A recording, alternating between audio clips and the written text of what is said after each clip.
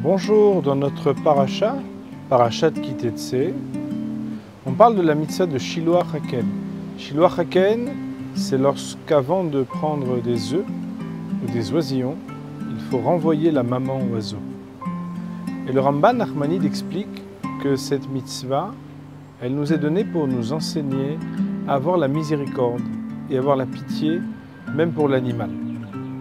Le Kli Yakar souligne que le salaire qui est donné pour cette mitzvah est le même que pour celui du respect des parents. En effet, il est marqué Leman itavlach ve'arachta yamim. Tu auras des bontés et aussi la longévité. Et bien sûr, ce n'est pas par hasard que l'on voit qu'il y a le respect kibud av va'em, le respect du père et de la mère, et que concernant l'oiseau, on respecte la maman oiseau, Shiloach Haken, et on parle de la M, de la mère.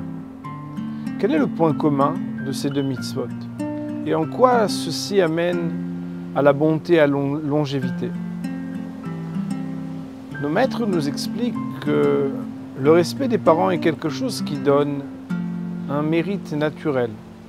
C'est que dans l'observation du respect des parents, les propres enfants de celui qui respecte ses parents ont appris par l'exemplarité de ce père qui est lui-même enfant du grand-père et de la grand-mère, la manière avec laquelle il faut respecter les anciens.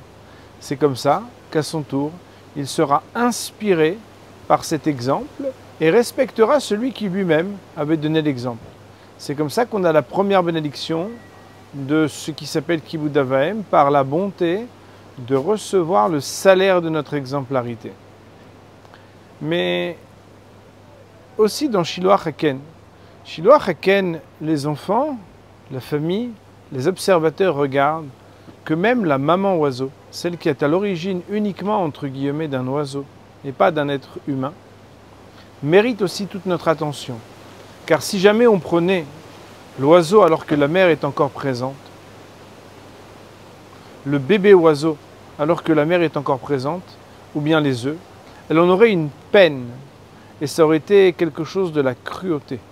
Et c'est pourquoi, dans cette observation, de voir combien nous faisons attention aussi à ce que la mère, même d'un oiseau, ne souffre pas, l'enfant va apprendre et va être inspiré par ce comportement qui va donner la bonté à celui qui aura réalisé cette mitzvah, exactement comme le Kibud Av Va'em. Mais si on va encore un peu plus loin, nous dit le Kli Yakar, c'est que les parents, c'est l'origine de notre vie.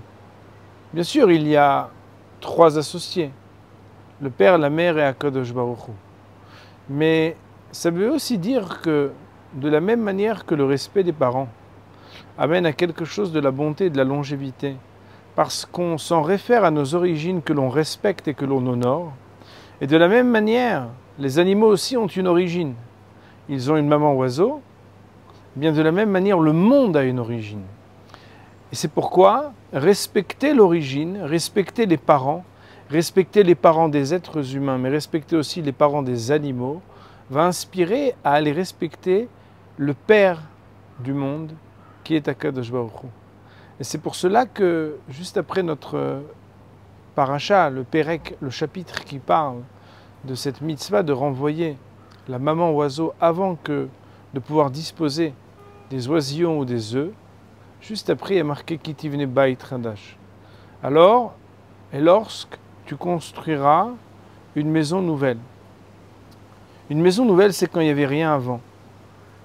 C'est que lorsque tu respectes tes parents, lorsque tu respectes, grâce à cela aussi, ce qui est avant la création, c'est-à-dire le Créateur, le Père du monde, alors tu auras le mérite de pouvoir construire quelque chose.